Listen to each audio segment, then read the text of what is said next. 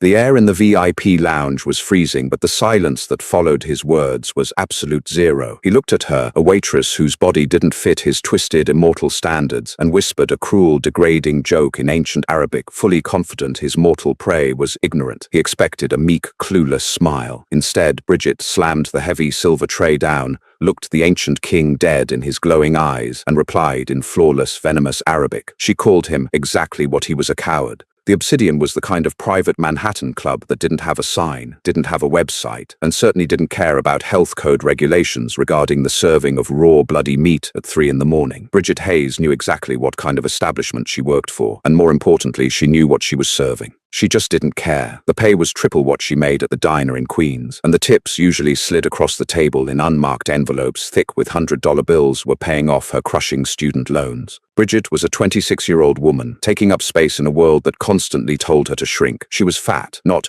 curvy, not thick, but undeniably fat, carrying her weight in broad hips, a soft stomach, and heavy thighs that rubbed together under her tailored black uniform skirt. While the other waitresses at the Obsidian resembled emaciated runway models gliding through the dimly lit room like ghosts, Bridget walked with a heavy, grounded thud. She breathed a little harder when hauling the massive crystal decanters up the velvet-lined stairs, and she constantly had to readjust the apron strings digging into her waist. But Bridget possessed something the other girls didn't: a master's degree in ancient linguistics, an ironclad composure, and an absolute immunity to the predatory charm of the clientele. "Table 4 is yours, Bridget," Bradley whispered. Bradley, the floor manager, was a perpetually sweating mortal who looked like he aged 5 years every time he clocked in. He wiped a trembling hand across his forehead and pointed toward the secluded alcove in the back of the room. The alcove was draped in heavy crimson velvet, illuminated only by the flicker of a single black wax candle. "Why me?" Bridget sighed, shifting the silver serving tray against her hip. "That's Jessica's section." "Jessica is locked in the bathroom, hyperventilating," Bradley hissed, his eyes darting nervously toward the alcove. "The Crawford party just walked in. Nathaniel Crawford." Bridget felt a cold prickle run down her spine. The waitstaff at the Obsidian didn't talk openly about the fact that their highest-paying clients were vampires, but everyone knew the hierarchy, and Nathaniel Crawford was at the absolute apex of the food chain. He wasn't just a wealthy socialite with a sunlight allergy. He was royalty, ancient, the kind of predator who could drain a room of its warmth just by stepping over the threshold. "Fine," Bridget said, squaring her shoulders. "But I'm taking Jessica's tip. All of it." She walked toward the alcove, her sensible, non-slip shoes squeaking softly against the polished hardwood floor. As she approached, the temperature noticeably dropped. Her breath hitched, pluming in the sudden cold air. Seated around the heavy mahogany table were 3 figures. 2 were flanking the center chair, a strikingly beautiful woman with porcelain skin and ruby-red lips named Claudia, and a broad-shouldered enforcer named Harrison. But the man in the center commanded the entire room without moving a muscle. Nathaniel Crawford possessed a terrifying, archaic beauty. His jawline was sharp enough to cut glass, his dark hair swept back flawlessly, and his eyes were the color of bruised violets. He was dressed in a bespoke charcoal suit that likely cost more than Bridget's entire college tuition. As Bridget approached, the 3 of them didn't stop their conversation. They simply ignored her, their voices a low, melodic hum of old-world accents. Bridget stopped at the edge of the table, her sturdy frame casting a solid shadow over the pristine white tablecloth. "Good evening," Bridget said, her voice steady, refusing to employ the breathless, subservient tone Bradley always begged her to use. "Welcome to the Obsidian. Can I start you with our private reserves tonight?" Nathaniel stopped speaking. He didn't look up immediately. Instead, he slowly rotated the empty crystal glass in his hand, his eyes tracking the movement of the light. When he finally lifted his gaze, it wasn't to look at her face. His violet eyes dragged slowly over her body. He took in the tight pull of the black fabric across her chest, the strained buttons of her vest, and the soft, heavy curve of her stomach pressed against the apron. It wasn't a look of hunger. It was a look of profound, unadulterated disgust. For a vampire king, accustomed to surrounding himself with the sleekest, most delicate playthings immortality could buy, Bridget was an offensive intrusion to his aesthetic. She was painfully, unapologetically human, bearing all the signs of mortal indulgence and physical reality. "Harrison," Nathaniel murmured finally, leaning back in his velvet chair, never breaking his icy stare from Bridget's face. "Tell the manager I require a different server. This one is ruining my appetite." Bridget's jaw clenched so hard her teeth ached, but her expression remained remarkably blank. She had worked in the service industry for a decade. She had been called every name in the book by drunk Wall Street bankers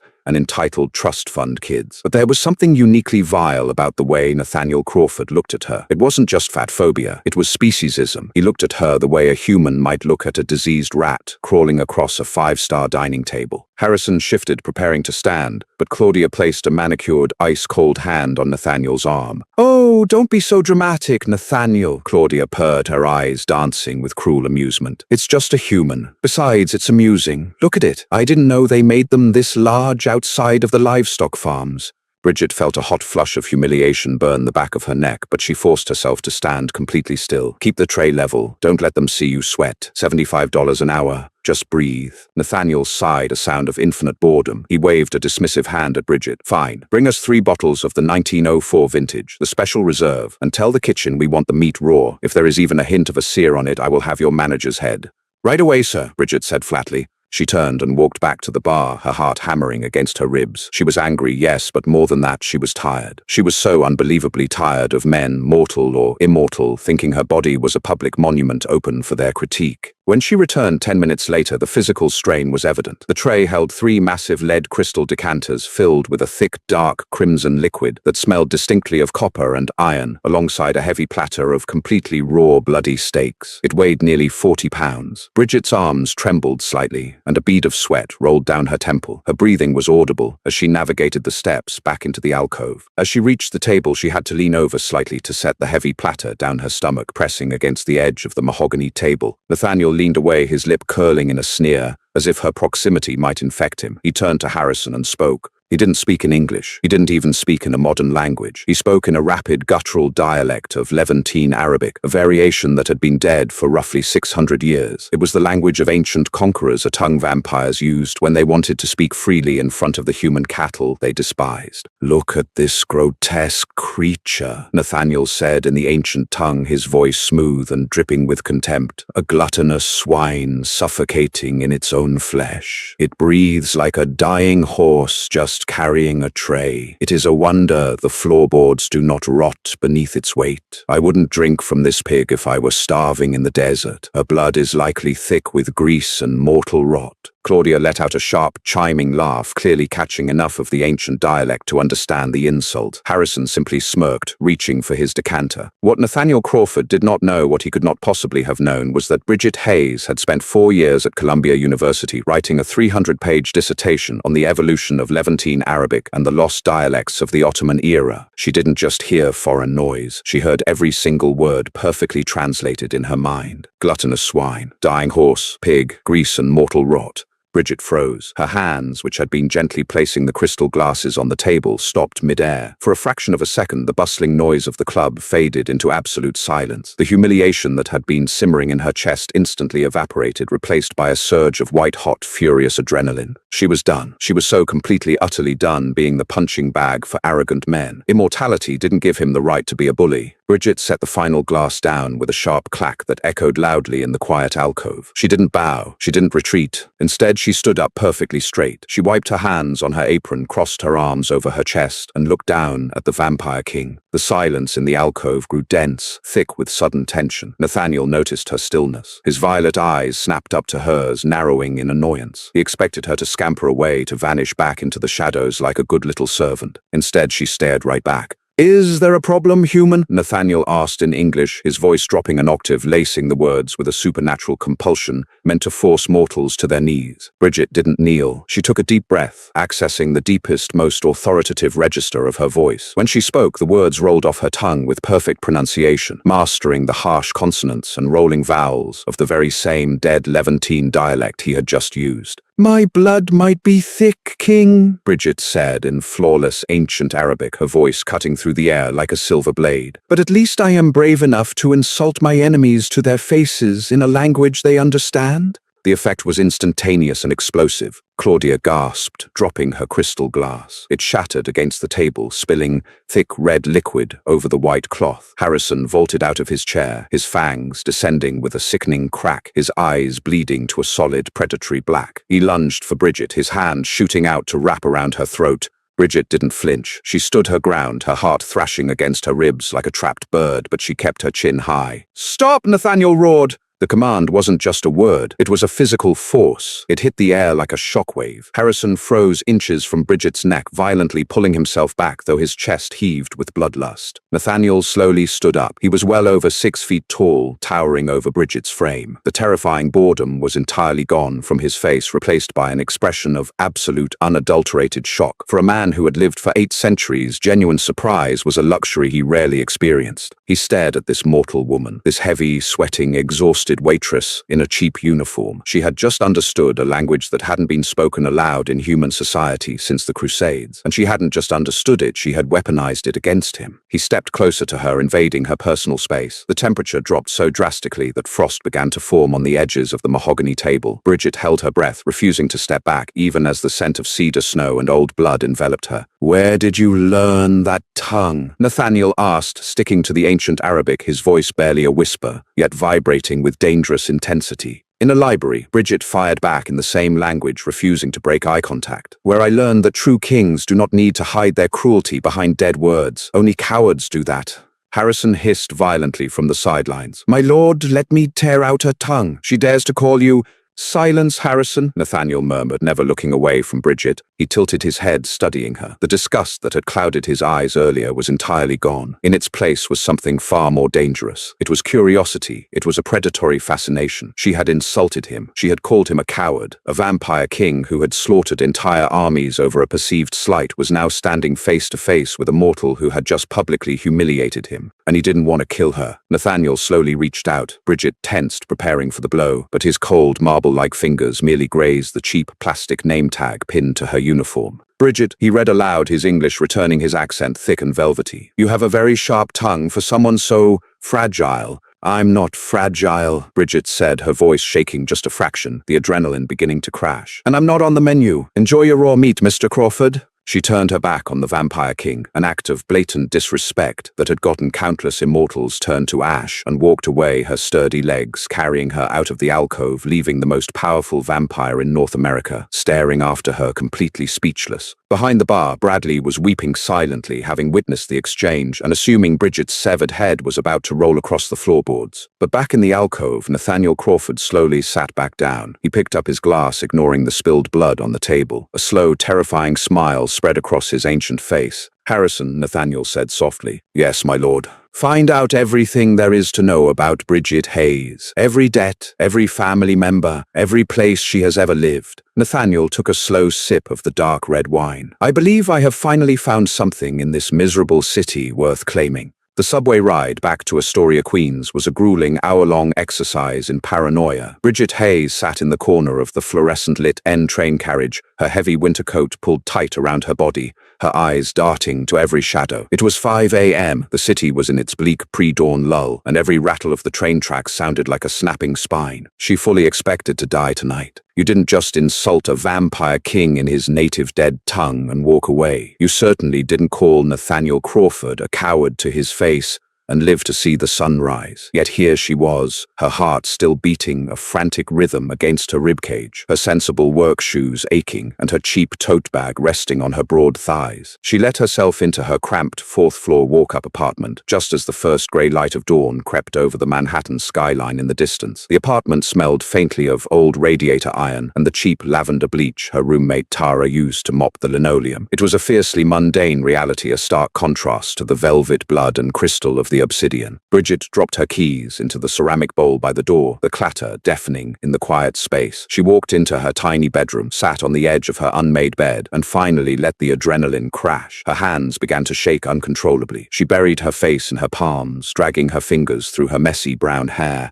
"What were you thinking?" she whispered to herself. But beneath the terror, a strange, resilient spark of satisfaction burned in her chest. She had spent her entire life shrinking. Society had taught her that because she was a fat woman, she owed the world an apology just for occupying space. She was supposed to be the jolly, agreeable friend, the invisible, hard-working employee, the punchline to an ancient predator's joke. Tonight she had refused to shrink. She had forced an 800-year-old monster to look her in the eye and acknowledge her intellect. Trying to ground herself in reality, Bridget pulled out her laptop. She logged into her Mahela student loan portal, a masochistic ritual she performed when she needed a harsh dose of reality. The numbers stared back at her in unforgiving black and white: $142,568.42. 4 years at Columbia University, fighting tooth and nail for a master's degree in ancient Middle Eastern linguistics, only to end up serving raw steaks to undead billionaires because academia paid adjunct professors in pennies and prestige. She closed the laptop with a heavy sigh, stripped off her uniform, and crawled into bed, praying that if Nathaniel Crawford sent an assassin, they would at least make it quick. Across the East River, high above the awakening city, there was no sleep. Nathaniel Crawford stood in front of the floor-to-ceiling windows of his Tribeca penthouse. The glass was specially treated to filter out lethal UV rays, allowing him to watch the sunrise without burning to ash. He held a crystal tumbler of O-negative, but he hadn't taken a sip in hours. His mind was fixated on a pair of blazing, furious brown eyes, and a voice that had spoken the tongue of his ancestors with impossible fluency. The heavy oak doors of his study swung open, and Harrison stepped inside, a thick manila folder in his large hand. The enforcer looked displeased. He was used to breaking legs, not running background checks on mortal waitstaff. "I have the information you requested, my lord," Harrison grumbled, tossing the folder onto the massive glass desk. Nathaniel turned away from the window, his bespoke silk robe pooling around his ankles. He approached the desk and flipped the folder open. "Tell me."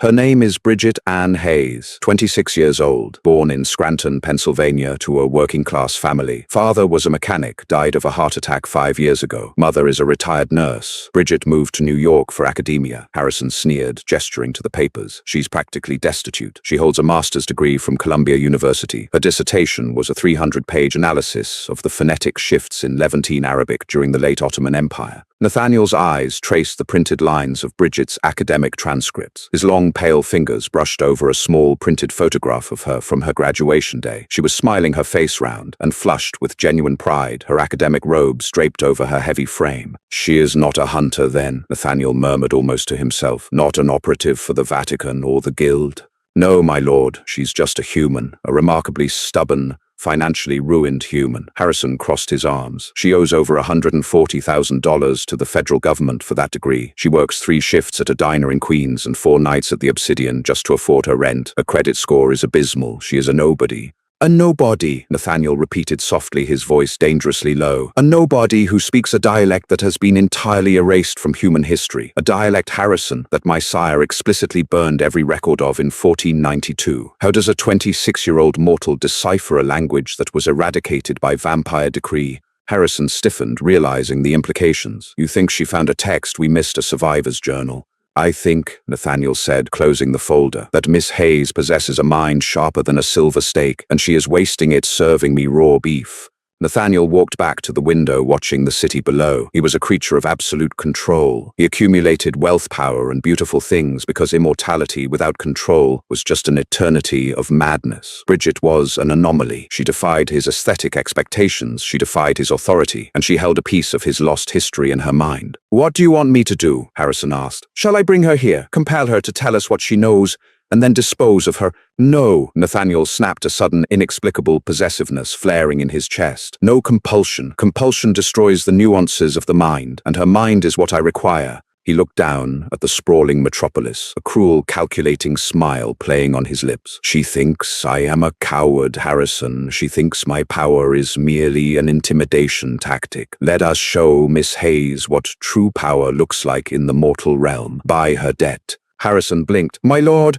"Every penny," Nathaniel ordered, his violet eyes gleaming. "Buy the student loans. Buy the mortgage on her mother's house in Pennsylvania. Find out who owns her apartment building in Astoria and acquire the deed. I want to own the very ground she walks on. Let us see how fiercely she holds her chin up when she realizes she belongs entirely to me." Bridget did not die on Tuesday or Wednesday or Thursday. In fact, returning to the Obsidian was anticlimactic to the point of absurdity. Bradley, the usually high-strung floor manager, treated her as if she were made of volatile explosives. He didn't yell at her for clocking in 3 minutes late. He assigned her the easiest tables, kept her entirely out of the VIP lounges, and even offered her a bottle of imported water from the private fridge. "He's waiting for the executioner to arrive," Bridget muttered to Tara over the phone during her break. "He thinks I'm dead meat, so he's giving me a luxurious last meal." But the executioner never came. Instead, the miracles began on Friday morning. Bridget was sitting at her tiny kitchen table, nursing a cup of instant coffee, checking her emails before heading to her daytime shift at the diner. She clicked on a notification from her student loan provider, expecting the usual automated warning about her upcoming crippling monthly payment. She opened the secure message. Account status paid in full. Current balance $0. Bridget froze. She stared at the screen, her heart skipping a beat. She refreshed the page. She logged out and logged back in. $0. No pending transactions, no errors. Just a bright green banner declaring that her debt of $142,568.42 had been completely eradicated. "Tara!" Bridget yelled, her voice cracking. Before her roommate could emerge from the bathroom, Bridget's cell phone buzzed. It was an incoming call from an unknown New York number. With trembling fingers, she answered. "Hello? Miss Hayes," a crisp, professional woman's voice asked. "This is Elise from Astoria Property Management. I'm calling to inform you of a change in ownership regarding your building. The new management company has reviewed your tenancy and decided to waive all rent for your unit for the remainder of your 3-year lease, effective immediately." Bridget's stomach plummeted. "Wait, what? Who bought the building?" "Crawford Holdings, LLC, the woman replied cheerfully. "Have a wonderful day, Miss Hayes." The line went dead. The coffee in Bridget's stomach turned to acid. She didn't feel relief. She didn't feel the euphoric joy of a working-class woman winning the lottery. She felt an overwhelming, suffocating sense of dread. This wasn't a blessing. It was a tightening noose. Nathaniel Crawford hadn't sent a hitman to break her legs. He had sent his accountants to buy her life. It was the ultimate display of predatory arrogance. He was showing her that while she might have words, he had the world. He was stripping away her independence, rendering her struggles obsolete with the stroke of a pen, reducing her back to the status of a helpless, dependent creature. An hour later, a sharp knock echoed through the apartment. Bridget opened the door to find a courier standing in the hallway, holding a heavy package wrapped in plain brown paper. Without a word, he shoved it into her arms and walked away. Bridget carried the heavy package to the kitchen table. She tore away the paper. Inside was a protective, climate-controlled glass casing. Resting within it was a book. It wasn't just any book. It was a massive, leather-bound manuscript, its edges flaking and ancient. The title was stamped in faded gold leaf. Bridget gasped. Her hands hovered over the glass. It was a complete, unabridged compilation of Ottoman regional dialects dated 1512. In the academic world, this book was considered a myth. It was the linguistic holy grail she had spent 3 years trying to prove even existed. It belonged in the Louvre or the British Museum, not on a sticky linoleum table in Queens. Resting on top of the glass was a thick, cream-colored envelope. She ripped it open. Inside was a single piece of heavy cardstock. Written in elegant, sweeping black ink, in English this time, was a short message. "A coward hides his cruelty. A king rewards his entertainment. Consider this your severance package from the Obsidian. Rest your heavy legs, Miss Hayes. Your struggles are over. NC." The insult was precise, surgical, and devastating. "Rest your heavy legs." He was mocking her body, mocking her hard work, and patting her on the head like a stray dog he had tossed a bone to. He expected her to take the millions of dollars in debt relief, take the priceless artifact, and slink away into quiet, grateful submission. Bridget stared at the note. Then a dark, dangerous fire ignited in her chest. She didn't cry. She didn't rejoice. She reached for her coat. She was going to shove his money and his manuscript straight down his immortal throat. Crawford Tower was a monolith of black glass and steel that pierced the Manhattan skyline like a jagged dagger. It was a fortress of daytime corporate power, shielding its owner from the sun while allowing him to dictate the mortal economy. Bridget walked through the massive revolving doors carrying a heavy canvas tote bag. She ignored the stares of the sleek size 0 models and chiseled businessmen pacing the lobby. She marched straight to the front desk, bypassing the line. "Can I help you?" the sharply dressed receptionist asked, eyeing Bridget's worn winter coat and flushed, un-makeup-ed face with blatant condescension. "I need to see Nathaniel Crawford," Bridget demanded. The receptionist laughed a dry, polite sound. "Mr. Crawford does not take unannounced visitors, ever. If you'd like to leave a message..." Bridget reached into her pocket, pulled out the cream-colored cardstock with Nathaniel's signature, and slammed it onto the marble counter. "Call his office. Tell him the entertainment is here, and if he doesn't send an elevator down in the next 30 seconds, I'm going to start screaming his ancient family secrets in the middle of this lobby." The receptionist glanced at the signature, paled slightly, and picked up the phone. Less than a minute later, a private gold-plated elevator chimed open. Bridget stepped in alone. She rode the elevator to the 81st floor, using the time to steady her breathing. Her hands were sweating, but her resolve was absolute. The elevator doors parted, revealing a sprawling minimalist boardroom. It was bathed in artificial warm light, the floor-to-ceiling windows heavily tinted to block the afternoon sun. Nathaniel Crawford was sitting at the head of a massive obsidian table. He was dressed in a pristine white dress dress shirt, the sleeves rolled up to reveal pale, muscular forearms. He looked up from a tablet, his violet eyes locking onto Bridget. For a brief second, genuine shock flickered across his face. He had expected her to cash out and vanish. He had not expected her to storm his fortress in broad daylight. Harrison was standing in the corner, his hand immediately dropping to the holster hidden under his suit jacket. "Miss Hayes," Nathaniel said, his voice a low, vibrating purr that sent shivers down Bridget's spine. "To what do I owe this unprecedented intrusion?" Bridget marched up to the boardroom table. She hoisted her heavy canvas bag, flipped it upside down, and let the contents crash onto the polished black stone. The ancient, priceless Ottoman manuscript hit the table with a loud thud. Beside it, Bridget slammed down a manila folder containing the printed confirmation of her erased student loans and the deed transfer for her apartment building. "Take it back," Bridget said, her voice echoing in the large room. Nathaniel stared at the items, then slowly looked up at her. He leaned back in his leather chair, steepling his fingers. "I am unaccustomed to having my gifts returned, Miss Hayes, especially gifts that secure a human's entire future. Do you have any idea what that book is worth?" "I know exactly what it's worth," Bridget snapped, her chest heaving. "And I know what it means. It means you think you can buy my silence and my pride. You think because I'm a fat, broke, working-class mortal, I'm going to grovel at your feet because you threw some spare change at my life." Harrison took a threatening step forward. "Watch your tone, human." "Let her speak, Harrison," Nathaniel commanded, his eyes never leaving Bridget's face. The predatory boredom was gone again, replaced by that intense, burning fascination she had seen in the alcove. "You don't get to own me," Bridget continued, planting her hands on the table and leaning toward him entirely fearless. "You don't get to buy my landlord. You don't get to pay my debts. And you certainly don't get to insult my body and my worth under the guise of charity. I will take on 3 more jobs. I will pay back the bank, but I will never be your pet." Silence stretched across the boardroom. The tension was so thick it felt like physical pressure. Nathaniel stood up. He moved with supernatural grace, rounding the table until he was standing mere inches from her. He was so close she could smell the cold, sharp scent of ozone and mint on his skin. "You are a remarkably arrogant creature," Nathaniel whispered, looking down at her. "I could end your life with a flick of my wrist. I could compel you to jump out of that window." "Then do it," Bridget challenged, tilting her head back to meet his gaze. "But stop playing these manipulative games. You're a king, aren't you? Act like it."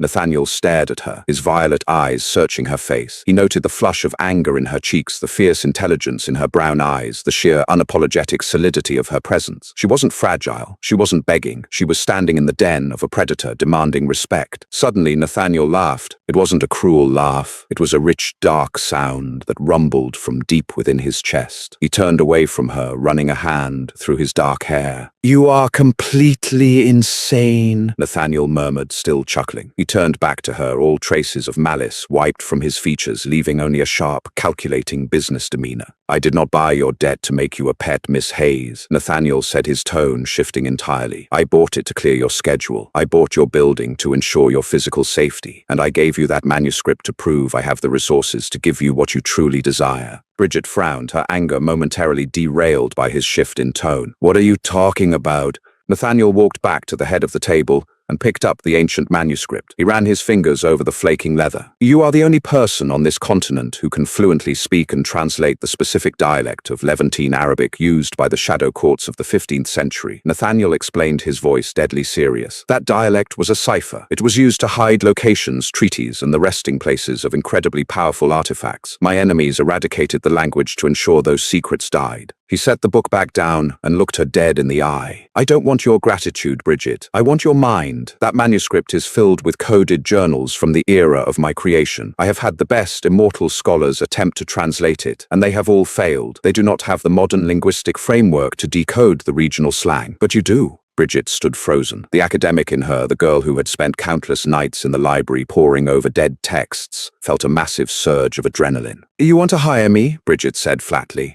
"I want to make you my chief linguistic archivist," Nathaniel corrected. "I will pay you $3 million a year, full dental, and you will never have to carry a 40-pound tray of raw meat again." Bridget looked at the book, then at the impossibly ancient vampire standing before her. She was terrified, yes, but she was also intrigued. "If I do this," Bridget said slowly, her voice hard as steel, "we establish ground rules. First, you never ever comment on my weight, my body, or my eating habits again. I am not here for your aesthetic pleasure. I am a scholar. Treat me with the respect of a colleague. Harrison choked on his own breath, waiting for Nathaniel to decapitate her. Instead, Nathaniel Crawford, the vampire king of North America, bowed his head slightly. "Agreed," Nathaniel said softly, a dark smile playing on his lips. "What else?" "Second," Bridget said, pointing a finger at his chest. "I get my own office, and if you ever try to speak to me in an ancient dead language just to mock me again, I will purposely mistranslate your documents and send you walking straight into the sun." Nathaniel's eyes flared with a terrifying, absolute thrill. He had spent 800 years surrounded by sycophants and terrified victims, and here, standing in her cheap coat and scuffed shoes, was a woman who held his gaze and threatened him right back. "It is a deal, Miss Hayes," Nathaniel whispered, extending a cold, marble-like hand toward her. "Welcome to Crawford Holdings."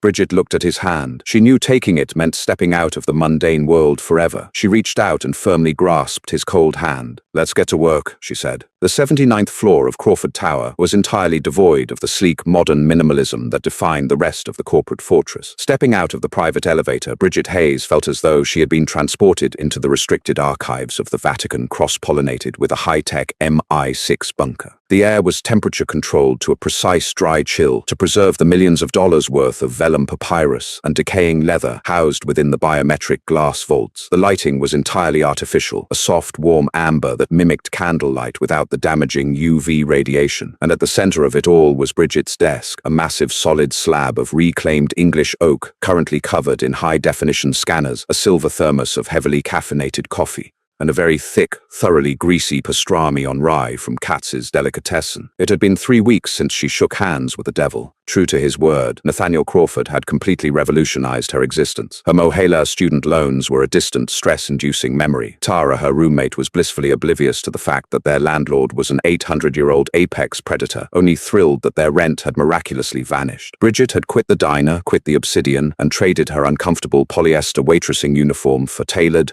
breathable linen trousers and oversized cashmere sweaters that draped comfortably over her broad shoulders and soft curves. "You are going to ruin a priceless 16th century artifact with cured meat," a velvet voice murmured from the shadows. Bridget didn't even flinch. She chewed her bite of pastrami, swallowed, and wiped her fingers meticulously on a paper napkin before looking up. Nathaniel Crawford stepped into the pool of amber light. He was dressed flawlessly as always in a 3-piece suit of midnight blue wool. He moved silently, his supernatural grace a stark contrast to Bridget's heavy, grounded presence. "The manuscript is inside the vacuum-sealed casing, Mr. Crawford," Bridget replied, gesturing to the Ottoman text, safely secured beneath thick acrylic. "And my hands are clean. Furthermore, as your chief linguistic archivist, I need sustenance to maintain the brain function required to untangle the grammatical nightmares your ancestors left behind. Cured meat is essential to the process." Nathaniel's lips twitched, a microscopic break in his usually impassive facade that Bridget had learned to recognize as genuine amusement. He walked toward her desk, his violet eyes tracking the way she unapologetically took another bite of her sandwich. Over the past 3 weeks, their dynamic had shifted into something entirely unprecedented in Nathaniel's long, violent life. He was accustomed to women who starved themselves to fit a mortal ideal, women who trembled in his presence, desperate to appease him. Bridget did none of those things. She ate when she was hungry, she occupied her space with absolute solidity, and she argued with him relentlessly over syntax and historical timelines. She was a fortress of mortal intellect,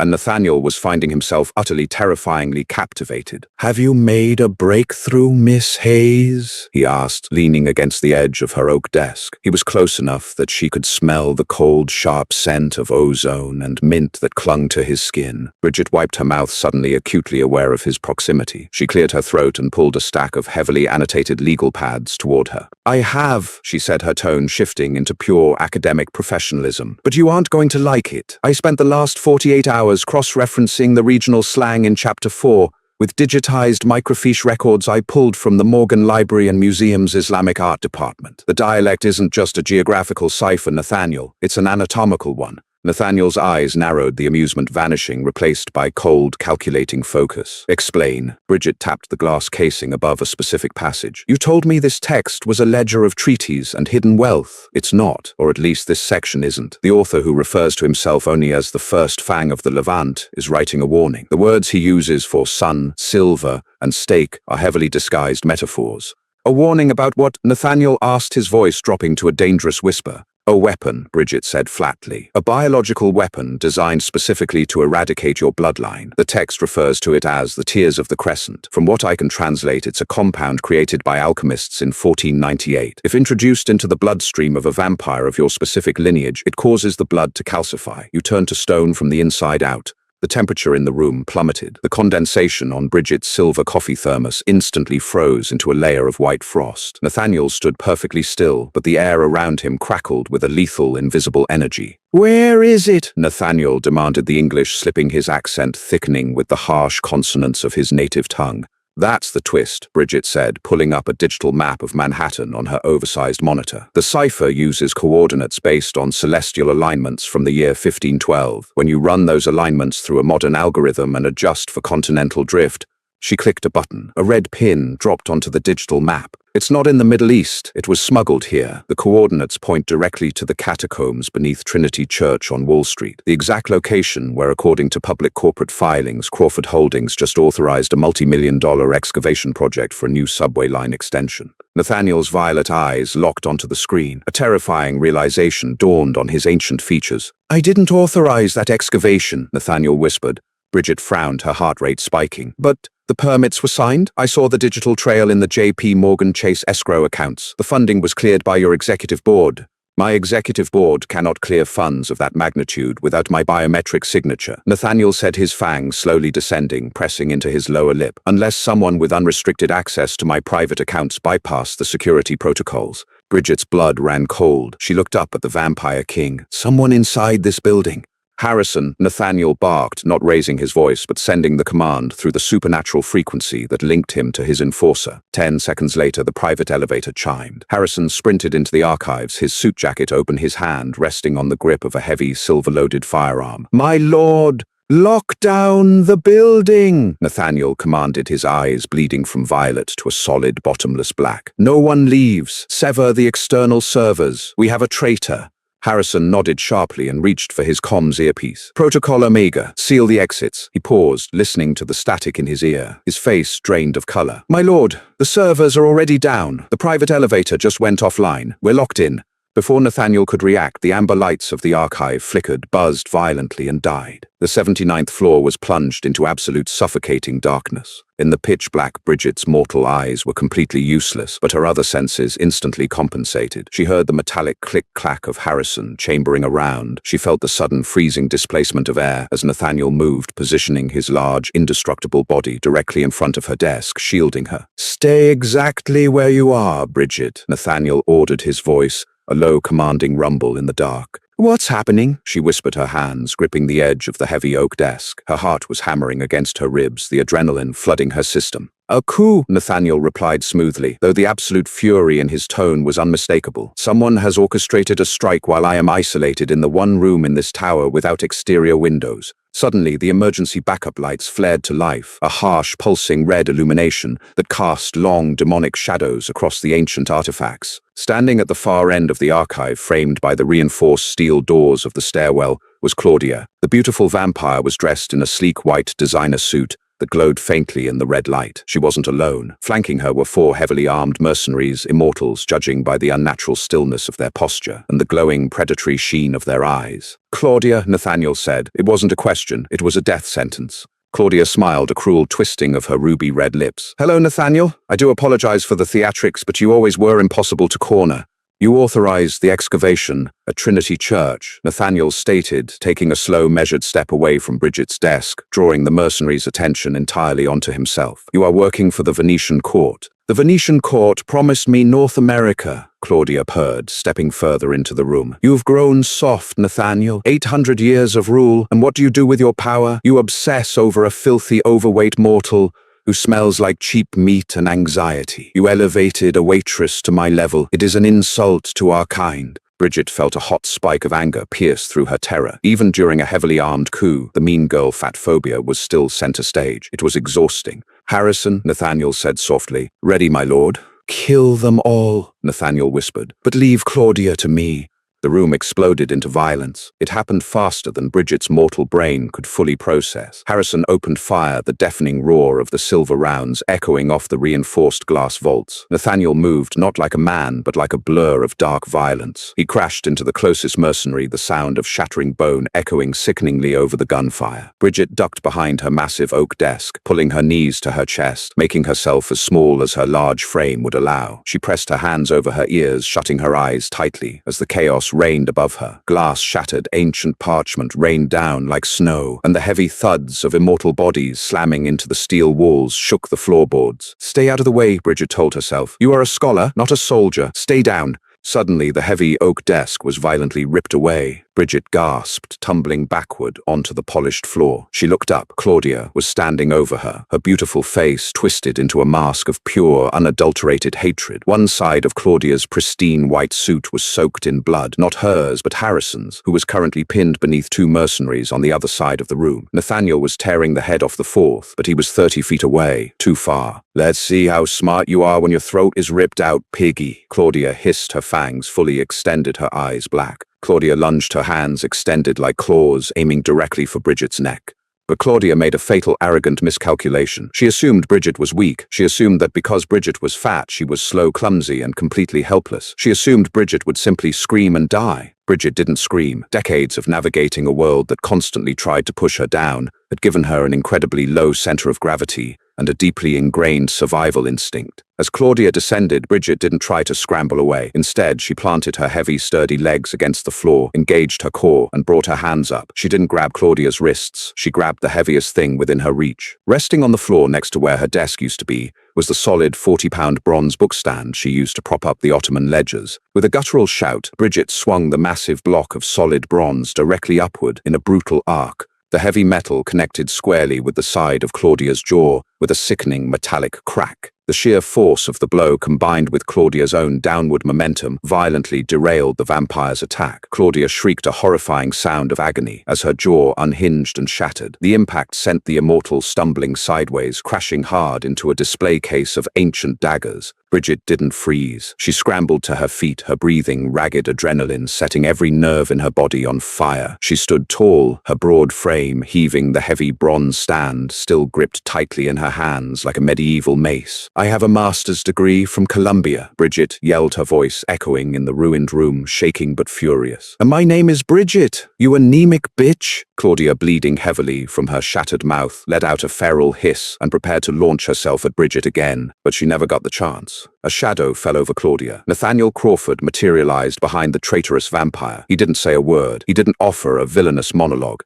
Nathaniel simply reached out, grabbed the back of Claudia's pristine white jacket, and with a terrifying, effortless display of ancient power, drove his hand directly through her spine. Claudia's eyes went wide. She let out a wet, gurgling gasp, and then she crumbled to the floor, instantly reduced to a rapidly desiccating husk as the ancient magic that animated her was violently severed. Silence slammed back into the room, broken only by the heavy, ragged sound of Bridget's breathing. Across the room, Harrison pushed the dead weight of the remaining mercenaries off his chest, bleeding from a shoulder wound, but largely intact. He looked at Claudia's ashes, then looked at Bridget, who was still standing defensively with a 40-pound bronze stand. The hardened enforcer's eyes widened in genuine respect. Nathaniel stepped over Claudia's remains. His immaculate suit was ruined, splashed with the dark, viscous blood of his enemies. His eyes were still pitch black, his fangs bared, the terrifying predator fully unmasked. He walked slowly toward Bridget. Bridget's hands were shaking so violently she finally dropped the bronze stand. It hit the floor with a heavy, ringing thud. The adrenaline was rapidly leaving her system, and her knees suddenly felt like water. She swayed dangerously. Before she could hit the ground, Nathaniel was there.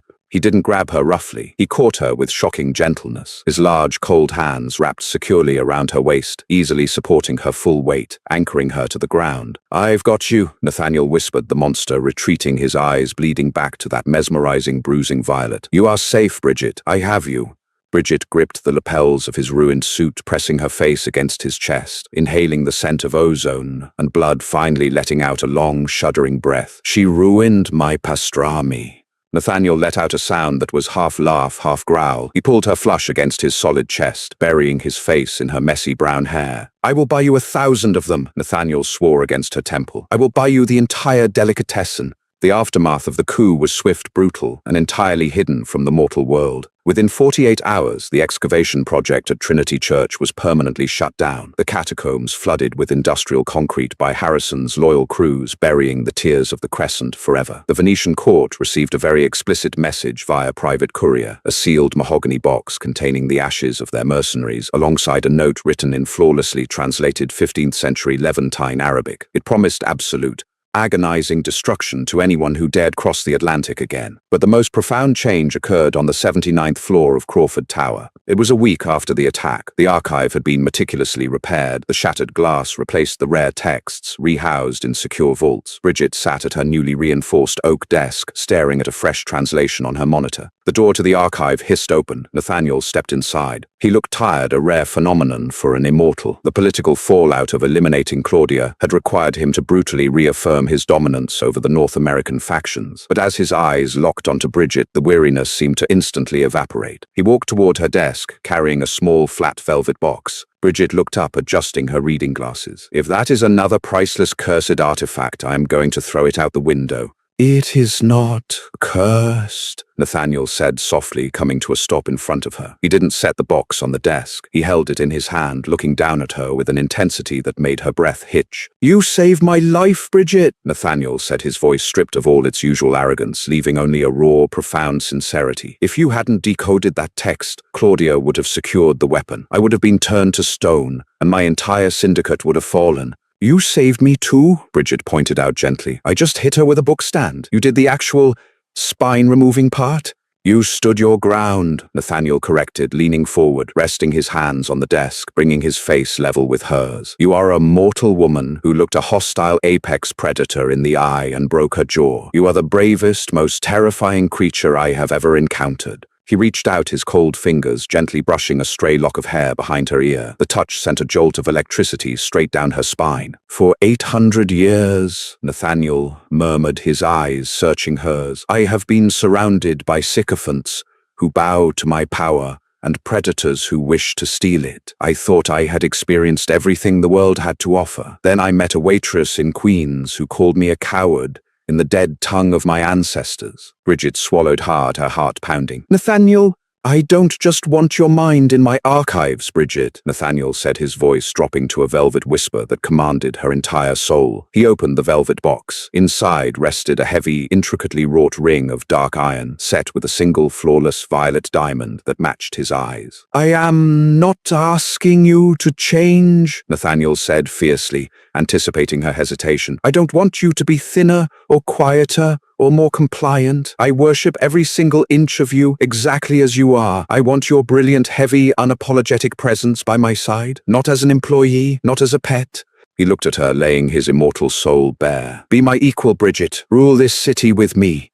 Bridget looked at the ring. She thought about the life she had left behind, the constant exhaustion, the crushing debt, the endless barrage of societal judgments telling her she was too big, too loud, too much. And then she looked at the ancient king standing before her, a monster who saw her exactly as she was and deemed her a queen. A slow, brilliant smile spread across Bridget's face. "I have some demands," Bridget said, her tone teasing but firm. Nathaniel smiled back, the expression transforming his lethal features into something breathtakingly beautiful. "I would expect nothing less. Name them." "I keep my salary. Independent wealth is important," she stated, crossing her arms. "Done. I'll double it. No more keeping secrets about ancient blood feuds that might get me killed at my desk. You will have full clearance to every secret I possess," he swore. "And," Bridget said, leaning forward until her lips were mere inches from his, her voice dropping into a husky whisper, "you are taking me to Katz's tonight. You owe me a pastrami sandwich." Nathaniel let out a dark, rich laugh, a sound of absolute unburdened joy. He reached out, sliding his hands into her hair, pulling her face to his. "Your wish, my queen," Nathaniel breathed against her lips, "is my absolute command." When he kissed her, it wasn't the cold, dead touch of a monster. It was a fiercely passionate, overwhelming collision of two unstoppable forces. Bridget kissed him back, wrapping her arms around his broad shoulders, pulling him down to her level, grounding the immortal king to the earth. In a world that had always demanded she shrink to fit in, Bridget Hayes had finally found a man whose world was vast enough to let her expand. She had broken the immortal's pride, and in doing so she had forged an empire of her own. Wow, what an absolutely epic conclusion. Bridget went from serving raw meat to ruling the entire North American vampire syndicate without ever changing who she was. We love a strong, brilliant, unapologetically fierce queen. If you loved this story as much as we did, please hit that like button to support the channel. Share this video with anyone who loves a powerful romance with real stakes, and don't forget to subscribe and ring the bell so you never miss our next dramatic story. See you next time.